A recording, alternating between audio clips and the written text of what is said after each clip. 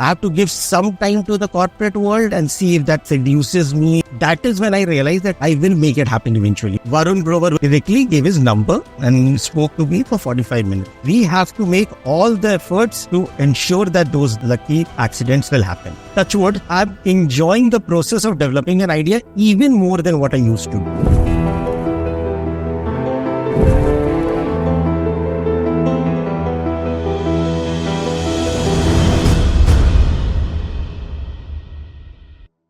Hello and welcome to yet another edition of the IC India podcast. So through the episodes so far, we have been reiterating the importance of playing and experimenting as early as you can in life, and then give your all to the endeavor you choose to invest your education and a good many years of your training in subsequently. So in our conversation last episode with Anirudh Damani, one of the leading venture capital fund managers in the country, one of the most compelling bits of advice coming in was that you seek out opportunities or people to apprentice under to know better what the vocation of your choice is really like, whether that of a doctor, a lawyer, or overseeing core operations anywhere.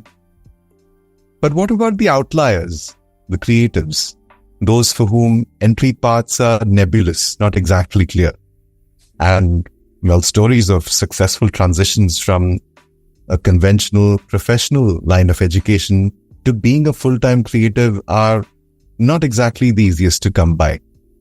Well, we have good news. Our guest today is someone who has done precisely that. With an engineering degree from the Birla Institute of Technology, Mesra, and an MBA from IIM Kozhikode, he was all set for great success in the corporate world. But then he made the switch. And as you will hear in just a bit, he started on his passion early, being actively involved in theatre and filmmaking throughout his college days. And today, he's in the heart of the Mumbai entertainment scene, living his dream as a full-time professional screenwriter for more than 7 years now. A journey during which he's written 2 Filmfare-nominated short films, some hugely popular digital content, and developed a bunch of stuff for various productions and platforms. But, of course, you didn't think any of this was going to come easy, did you? So his story is a testament to the merits of starting early with identifying your dream, nurturing it in spite of the demands of a professional education, timely sacrifices, and unwavering focus. Enjoy a riveting and very special conversation with screenwriter, poet, filmmaker, teacher, and accomplished entertainment professional and a very dear friend, Sajal Kumar. So Sajal, tell us your story. Take us as far back as you can go. I think I, for one, would be really interested to know at what point the seeds of your love for writing were sown, how you made the transition happen. So I have these memories that when I was 7-8 years old, people knew that I write short stories and relatives were aware, family was aware, and there was this aspect to me. And it almost seems accidental. I don't have a very conscious memory. I have some, it's very old, it has to be vague, but I still remember that's a big thing. That when I was very small, my mom told me some poetic lines. We didn't really discuss a lot of poetry and everything, but she just gave these small details. One of which was the fact that her name comes from a poem. So our Nana ji, he used to like a poem a lot, which had these lines. दिवस का अफसाना समीप था, गगन था कुछ लोहित हो चला, तरु शिखा पर थी अब राजती, कमल निकुल बल्लभ की Prabha. And so my mom's name is Shikha. So she told that, Nana ji ko ye lines bahut pasand thi, and I used to tell that you should have named us Gagan and Prabha because that also comes from this. So this just remained in my mind. There was another, a couplet that she said again back in my childhood days. समय की शिला पर मधुर चित्र कितने किसी ने बनाए, किसी ने मिटाए, किसी ने लिखी आंसुओं से कहानी, किसी ने पढ़ा किंतु दो बूंद पानी. Which is essentially the idea of sensitivity and creativity and all that. And these things, this is at least 25 years back, probably. And I just remembered it. It became a part of me. I was drawn towards it. Now when I look back, for all these years, I never realized. Now, when I look back, I realized there was a certain loneliness in that childhood. Till a certain age, I wasn't someone who was interacting with people around. I didn't really have friends. It was that kind of a childhood. So you probably get, a lot of people will have these experiences, but they will not get drawn to the idea of storytelling or poetry and all that. It happened because there was that void also. I was a very, very shy kid, extremely nervous. The first two, and now when, later when you perform in the college and people remember those performances, and then you look back at your childhood and we had those fancy dress competitions.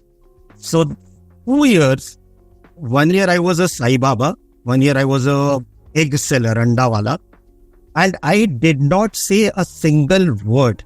I just could not. I froze. It was impossible for me. It must have been traumatic for me back then. I hardly remember that. It's a weird detail, but I used to even pee in my pants because I could not ask my teachers that I want to go to the toilet. I have just this vague memory that this happened for months. It probably happened for an entire year till my parents realized this is happening. They came and they spoke to the teacher. It was that kind of a childhood where, a child for almost 7-8 years has no friends, has almost had no conversations with people of his age.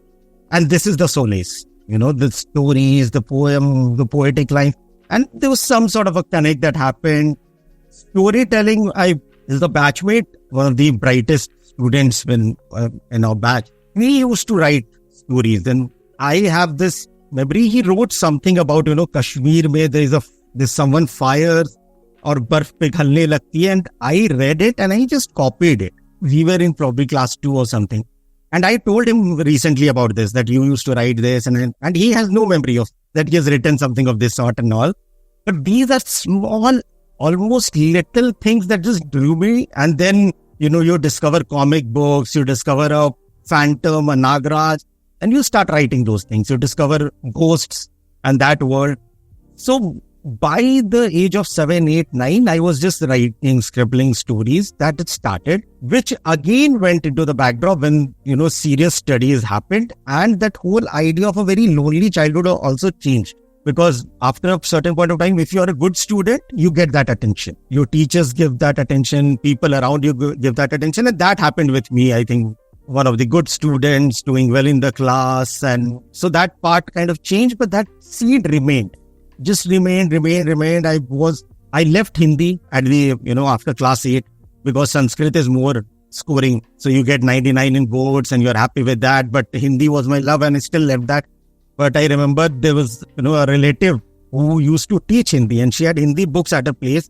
I brought that from the class 9th, 10th, 11th books and I used to just go through it because I liked it a lot. Some small things just kept a connection intact. I think comics was a big factor because if you're not reading Hindi novels, it just felt like if you're a good student, you have to, and small town, that thought that you have to focus on English, that is what will build skill. Why do you want to read Hindi? So I almost did not read any Hindi novels growing up, even though, that was a language that I loved. Then that 2 years, very strange 2 years when you prepare for IIT, you are expected to do well. In FITG, that scholarship test, I was second in Ranchi. So there's a whole hype around you that you're going to score well and all. And I was getting really drawn towards writing and poetry. And nobody knew that I write. Almost 1 or 2 people over the next 2 years, I shared it with that, I'm writing something. So it's again that strange tussle. They want to do this, but there's a very different expectation.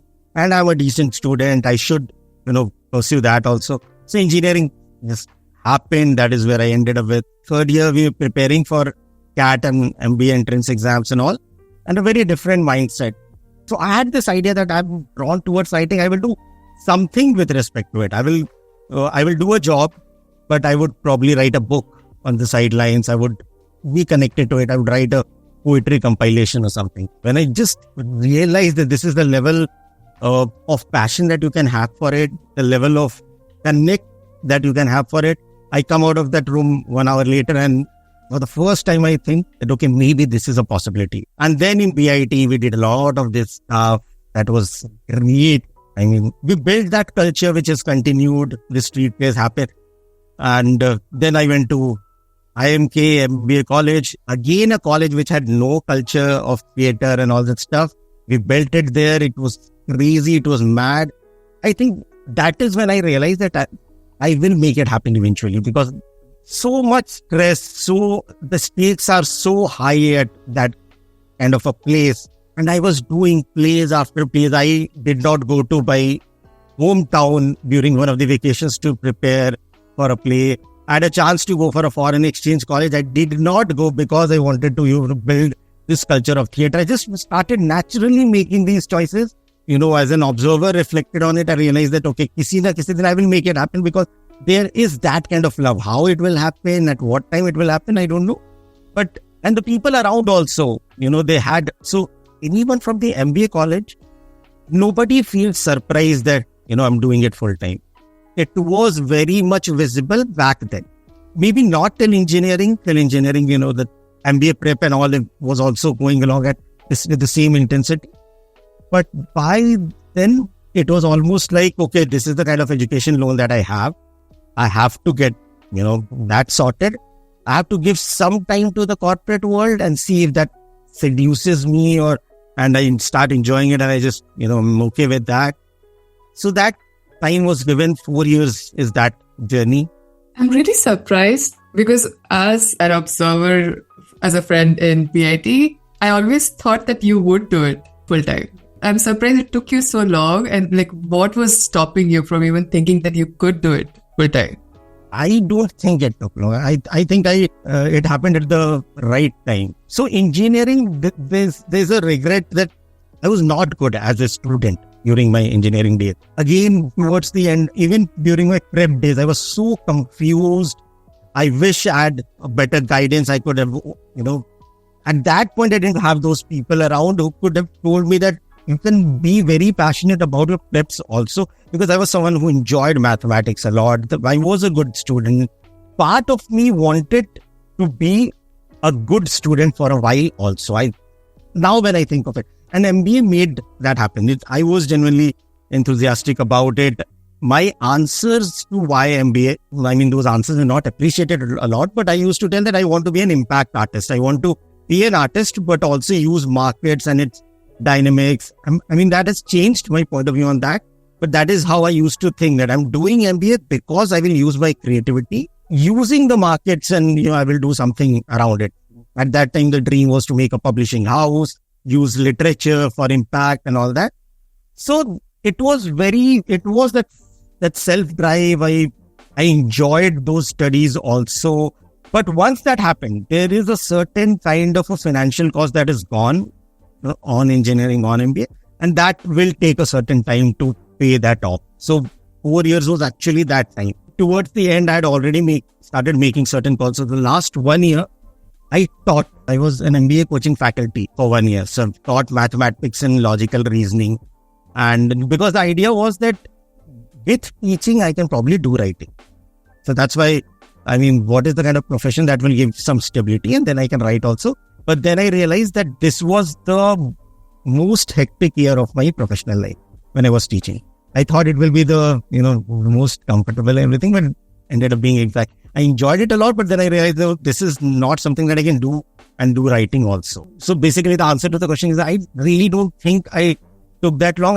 I always had this in my mind that by the time I'm 30, I would have made the switch, and I did that towards, 28, 29.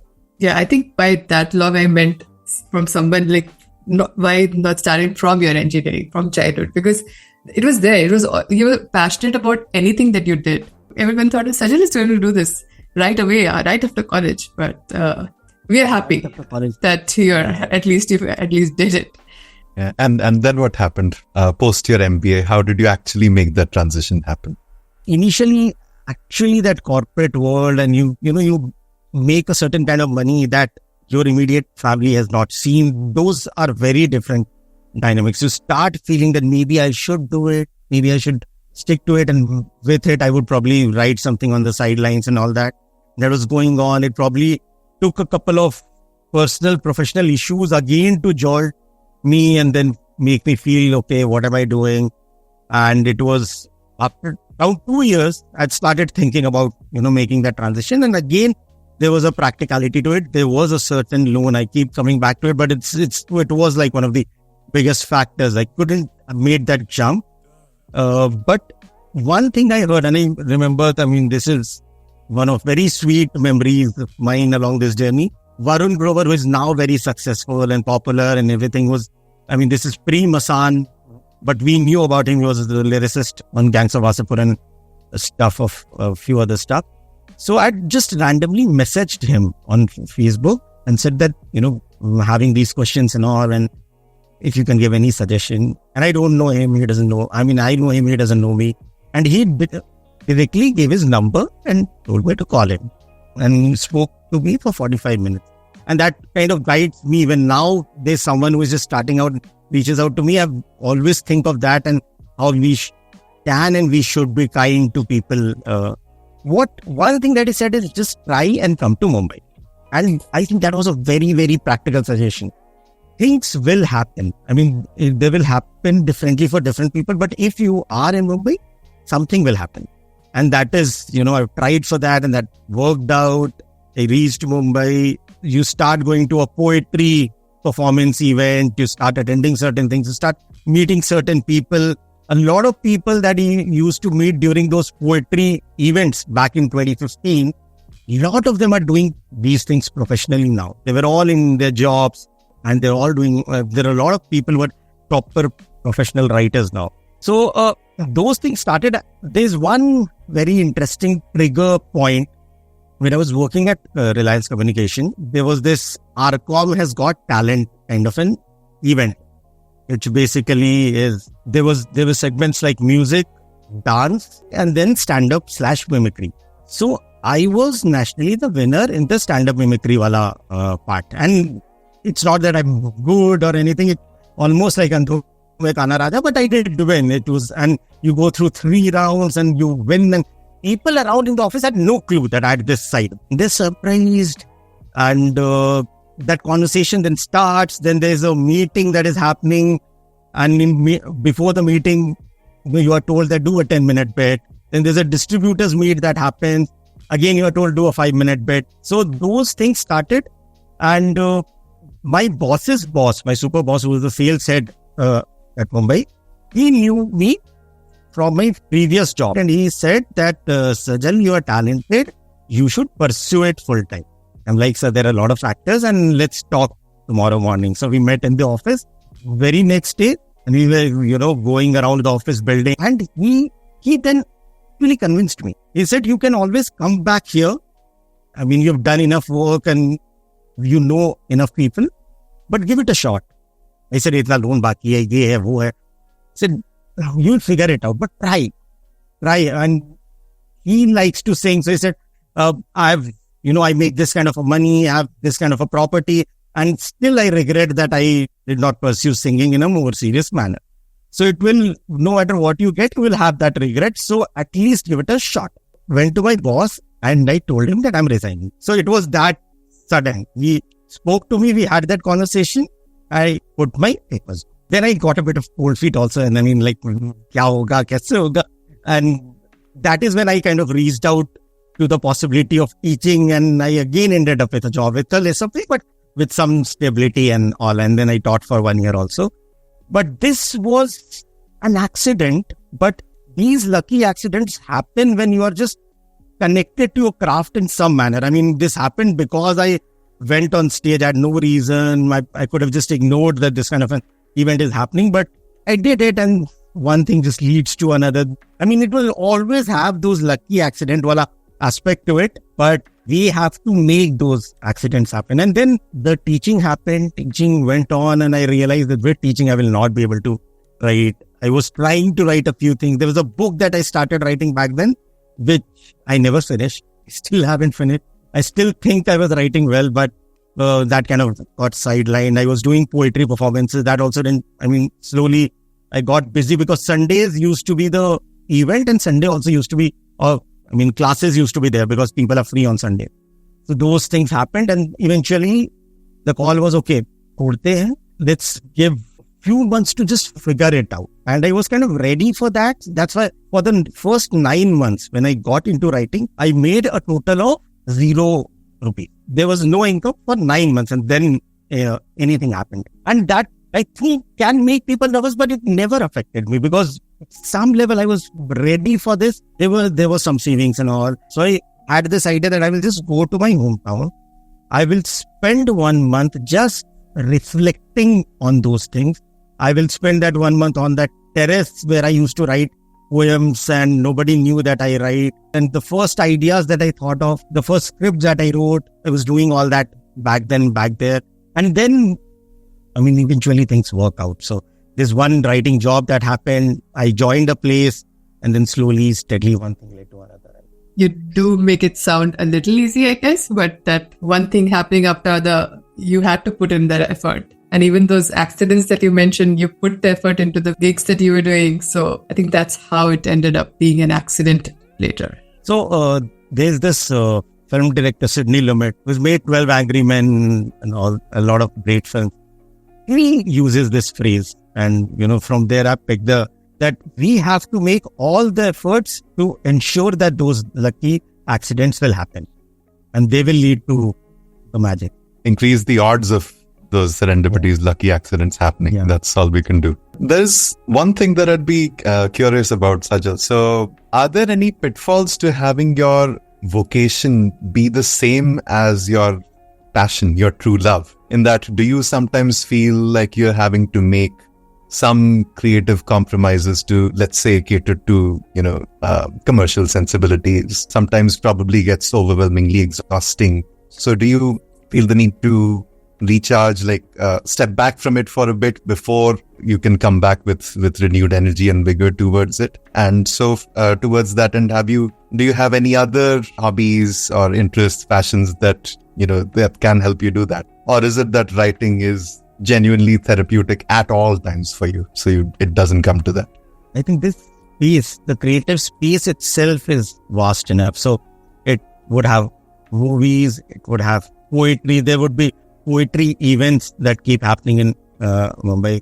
There would be other cultural events. There would be theatre, plays. So it's diverse in its own way. Now there's whole world of social media that, you can always find some creative voices that you enjoy. And there's, of course, literature and books and all. So I think that space always remains sufficiently large and sufficient in itself.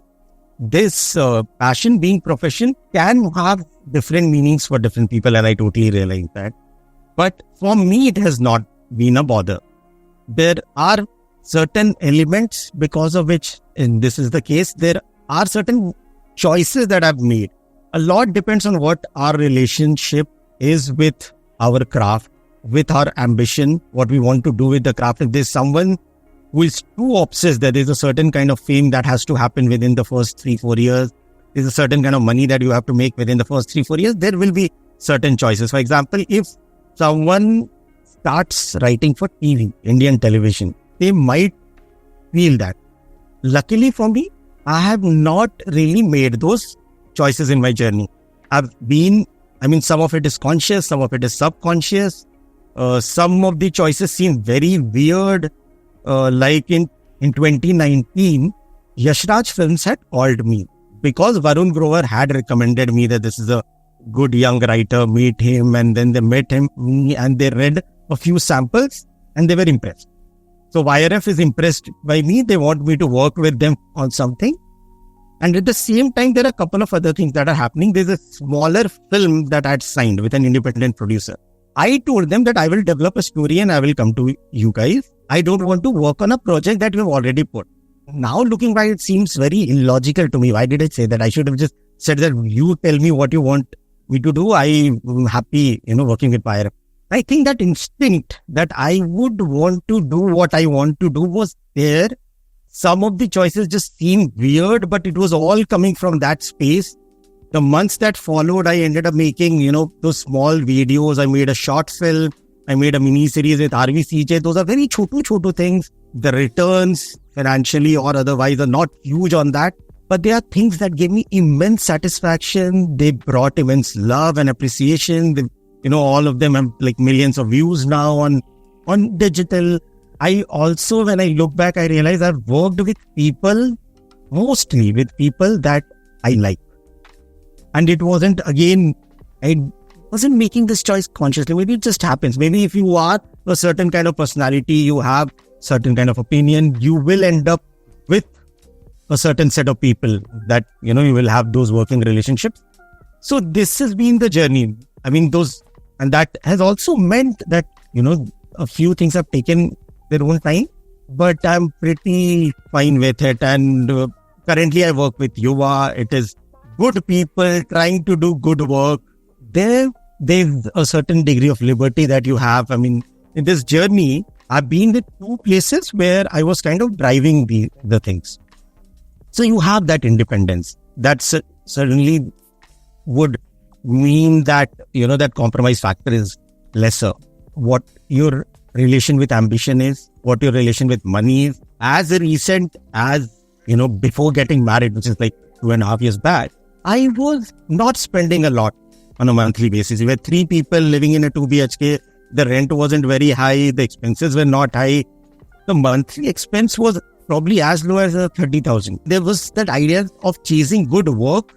That good work has to bring a certain kind of money and a certain kind of popularity. That has not been there, and that has helped. It was there when I started, because all of us feel that insecure, vibe initially, that if we don't make it big suddenly, we would probably have to go back to what we were doing.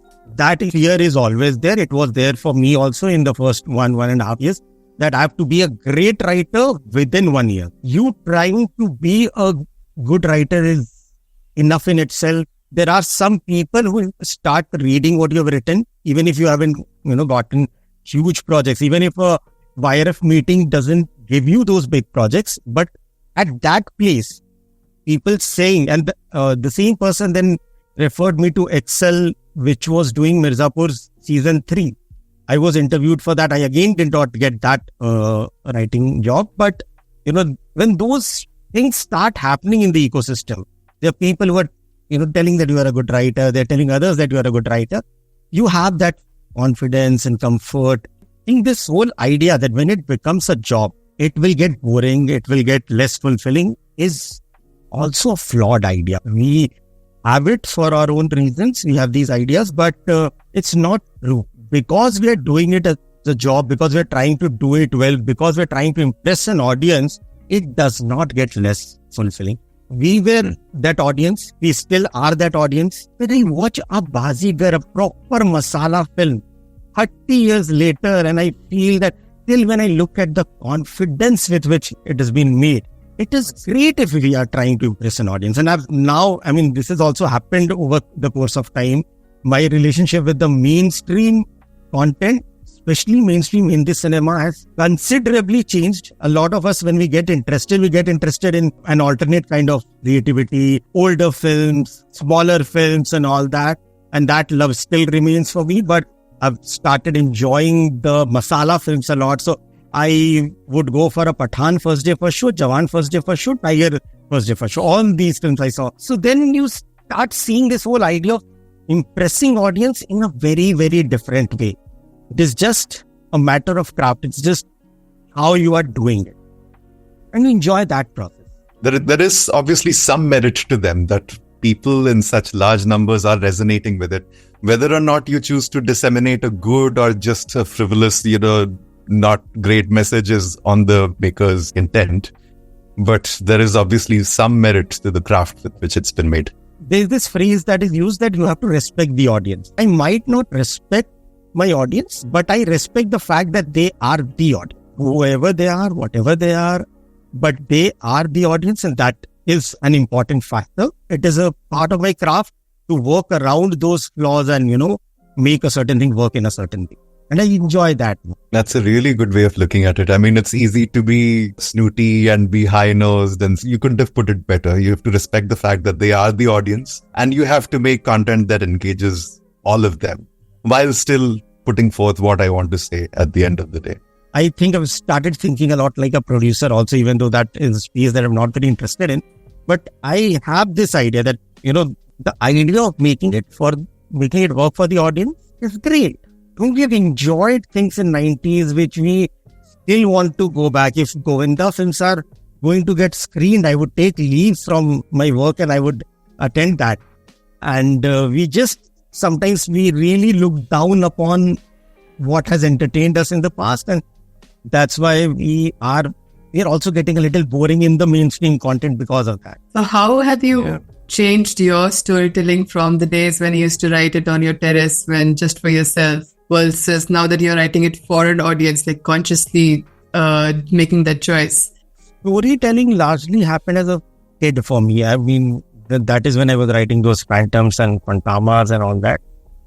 But that got sidelined, and mostly what I wrote towards the end of the school and everything was poetry.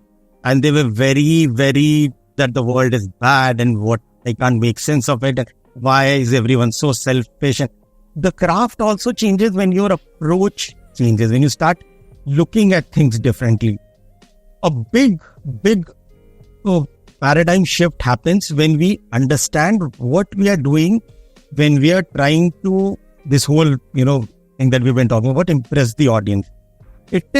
It actually is not a compromise. What we're doing is that human beings are conditioned to storytelling in a certain way because of human nature, because of, the whole human history, civilization, everything, and also because of the content they're being exposed to. The problem happens when a lot of people, they just feel that this is what writing means to me, this is what cinema means to me, and that's it. And then, there will be people with those limited ideas, would not be receptive, would not be open. They would feel that these screenwriting books are very formulaic, these ideas are but all things which are called formula, also because they've been written in that manner. I mean, if it's not a well-written book, it will be presented like a formula. But they're actually basically just tapping into the human nature. For more drama, you need more conflict. If we tell a child, don't go outside, if you go outside, this bad thing will happen. And if we tell them that there is an uncle who will scold you, if we tell there is a person who will kidnap you, or if we tell there is a bhalu who will take you away or eat you up. These are three stories and they have different level of conflict, so they have different level of drama. And our mind understands this. So when a screenwriting book says that, you have to raise the level of conflict and everything, it is actually talking about something very, very big, very, very commonsensical. Once that is clear to us, then that journey of learning happens better. And that is what has kind of happened with me. I enjoy reading books about writing a lot, about cinema, about writing, because I've taught in the past and enjoyed it a lot. So I'm trying to bring that back. I have also taken screenwriting classes, and then you learn in your own way. There are people who would go to a film school. There are people who would attend workshops. For me personally, it has been books. Once your point of view about gaining that knowledge changes, then everything just follows by itself. Secondly, you will learn a lot from the people you work with. You would just work and you would do a project. There are different people with different philosophy, different ways of working. There are people who have just interacted with me for a couple of hours, and there are certain things that still have stayed with me. When it still feels, it's been 7 years, still feels like early days, still feels like you're still learning. I can notice the aspects which are a little better, aspects which still need to become better. That keeps going on. If you can take us through some highlights, your top picks, if you will, since you entered this world. Everything is a topic so far which has happened, even if it's a short film or anything. There is this mini series that happened with RVCJ. That's a journey in itself. It's just 3 videos of 15 minutes. It has a very internety name, When You Meet Your Ex. Such a wonderful experience. RVCJ had a requirement and I pitched an idea. This happened in 2017. 2 years later, it finally got made with a brand. I realized that if it had happened back then, we would not have got the actors that we got. It would not have been shot in the manner it was made. It would have been very different. It's great that it took these 2 years. When it did very well, it was just supposed to be one video. I just told them, what if we have a sequel to it? And then again, conversations happened. 3 months later, the second part happened. It ended up being like a mini series. There's a short film that happened with this platform called Hamara Movie. Crazy low budget, but again, and we are these simple people with 700, 800 followers on Instagram. And now we see that notifications flowing, and that got nominated for Filmfare. So I remember when I was told about it, my first response was, so technically I'm a Filmfare nominated filmmaker now. We said yes. So these are a couple of memories. Recently we made a short film called Kafali Se, that was with Yuva. It's where I'm working. And now after these years, I've realized that a lot of people find it difficult to make things which are very personal to them. Even the great filmmakers have often taken years to, they've made those popular things, and then they've been able to make these things which are very close to their heart and from their personal spaces. And I'm kind of grateful that I could do it from very early days. There's this small, nice, sweet show on Hotstar called Mukesh Jasu's that happened. And it was written in so much time constraint. It was written in practically 15 days. It's 4 hours of content, and the writing happened in 15 days. Touch wood, this is a great thing that has been happening with me. I'm constantly enjoying the process of developing an idea even more than what I used to do. I'm sure with time that will also evolve. There will be something else that will become most important with this process for me. Right now, just cracking the drama code. That how do I make it work emotionally? How do I make it work dramatically? That is what I enjoy the most. And sometimes there's something that will not get made. Sometimes I will not get selected for it. For example, there's a web show for which I have done a writing assignment recently. They wanted a feedback on something that they developed, and I did not give a feedback. I gave an alternate story written in 13 pages, detailed with every beat and everything. And it's just the fun of it, the joy of it. Whatever happens, whatever is the result. So has all of this been a solo journey, or did you have people to support through this? Yes, I think I've been one lucky in that respect. And second, a lot of it also comes from how you are with other people. I mean, that defines how people are with you. Couple of really, really good friends. I remember there was an idea that I developed, and I just bounced it with him. And the feedback that he gave was so good. And I told him that a lot of people who are professional writers will not be able to give this feedback. So even if you don't understand storytelling and all that, but still it is so useful to me because you put in that thought, that effort. I mean, the whole idea that they're just present and there's someone so understanding, so caring. Of course, I mean, the past 2.5 years after I got married, my wife Pooja is around. And that just having that partner makes so many things so easy. My parents, in their own way, probably 2-3 years back, there was one moment where something happened and my father got emotional. And there was one moment of his vulnerability where he ended up saying that, I wish you had not taken this journey. You had been in corporate. You would have been a general manager somewhere, and I would have felt more proud saying that and all that. No, of course, he felt bad that he ended up saying all that. But I'm glad he said, because I know that this is also a side to him, because that's the mentality. That's where they are coming from. But otherwise, they've all been very supportive. They've always, even if a small thing happens, when I go and meet my relatives, they're aware of a short film that I've done, because my parents have shared it with everyone. And creative collaborators, which become friends. You meet certain people.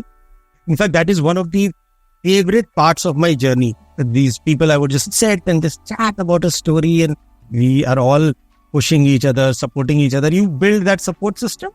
Sajal, you mentioned earlier that Varun Grover, of course, was gracious enough to provide you guidance and show you the way when you really needed some of it. So much so that he inspires you to pay it forward. So for someone, say 15, 17 years old, who has a bit of a creative streak in them and are looking for, possible pathways into entering this world or anywhere else in the creative world, what words of wisdom or advice would you have for them? And you also mentioned like some, being as well read as you are and all the books that you've read. Any books that may help them open up their imagination or provide them with that vivid way of thinking or, channeling it right? So based on my experience, the what I've realized is there are some people who should pursue it professionally, and there are some who don't need to. That is also perfectly fine. There is a certain kind of a balance that we can have in our lives where these creative things, and I've also realized because I have some of those people also around, those film clubs that we are a part of. There are people who are in proper jobs and everything, but they have given so much space to just, films and theater and literature. That is satisfying in its own way. So that is one choice and everyone will have to, make that choice for themselves. It's probably the best line of advice that I've received in my life. Sabki apni yatra hoti. Everyone will have their unique journeys depending upon who they are. And that's a key that people need to figure out, that your relationship with ambition, your relationship with money, your relationship with your craft. For me, it was those college years and the choices that I was making, not going to trips. I was in Kerala, such a beautiful place, and I've taken 0 trips with my friends in my MBA days because I was always doing theater. I was always preparing something, but those choices just came naturally to me. So unless in your life there is a phase which has told you that you are willing to sacrifice something for your craft, so that is a very important choice that has to be made. I have people around me now who are very, very successful, who get paid crazy amounts of money, which generally that never makes me jealous. But if somebody makes something which is great, or if someone is just enjoying something so much, doing something so much, if they attend a film festival and they attend it with such madness, that can make me jealous. Whatever be the craft. One of my friends has recently made that switch to being a full-time film critic. We have known each other since more than 15 years now. Since then, he used to talk about being a film critic when we didn't really understand that world at all. And yeah, so the second part about books. So I would be able to talk about writing, a bit of it about screenwriting. So I have a sequence of books that I suggest. It is for screenwriters, but anybody who is interested in films, drama, and storytelling, I think it's relevant to them. The first book that I suggest is Making Movies by Sidney Lumet. Lot of wisdom. It's basically about the whole filmmaking process. It talks about the role of editor. And this was written in mid-90s. So technology-wise, a lot of things have changed completely. The lighting has changed, the editing has changed, everything has changed. And still the book, the emotional and the creative logic of the book is absolutely relevant and probably still the best book about filmmaking, according to me. Second is On Writing by Stephen King. So much passion, but also so much of no-nonsense attitude in a lot of things that he is telling, and also very poignant and reflective in a lot of other things. Then there's this book called Art of Dramatic Writing by Lajo Segri, about drama, not about films. It references plays of Shakespeare, Ibsen, those examples. A great book. A lot of books have borrowed from that. A lot of books have borrowed knowledge from that and referenced that. Then there is On Screenplay specifically. It's a book by Sitfield about screenwriting.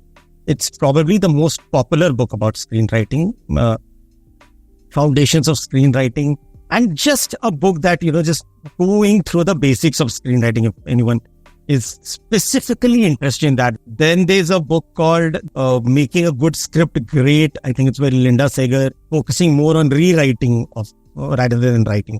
Then there's a book called Your Screenplay Sucks and the Ways to Make It Better. The entire book is just 100 suggestions, and those suggestions are explained very, very quick in that way. There's a book called On Writing Well. I think it's by William Zinsser, about non-fiction writing.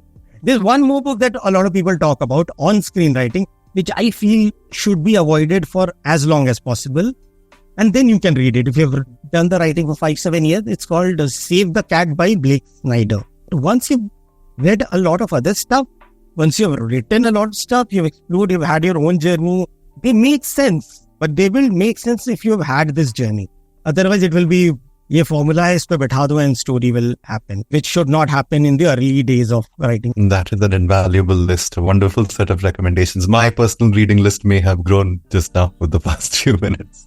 I just want to say, Sajal, it's been an absolute honor, privilege listening to your story, and quite a few elements of your story actually stood out for me. So, which, as Megha would also agree, the one thing we've been talking about in the 5 episodes that we have done so far of the podcast is the reason that most children emerging, from school, 15, 17-year-olds feel so disconnected and that great void within is because they didn't get to experiment. They didn't get to play in their formative years with things, with ideas, with just exploring without an end in mind. And as was evident from your story, you actually did. You said your lack of social interaction, or the fact that you didn't have too many friends in your early years, actually you compensated for it by building as vivid and as rich an inner world as possible for yourself by exploring various means and paths towards storytelling. And, I think the best early years science and literature says that the things you do in your absolute early years, in your formative years, the effect of that compounds over the rest of your life. So, which is why you've been able to stay laser focused on your craft. And, you've explored a little bit here and there, but you've known what you want to do for the large part of it. And you're able to uphold your integrity and your principles, just stay true to your craft and not just give in or pander to certain sensibilities. So it's admirable and an absolute honor listening to your story. Thank you for sharing it, Sajal. I'm glad you guys are doing it. Looking forward to more of things.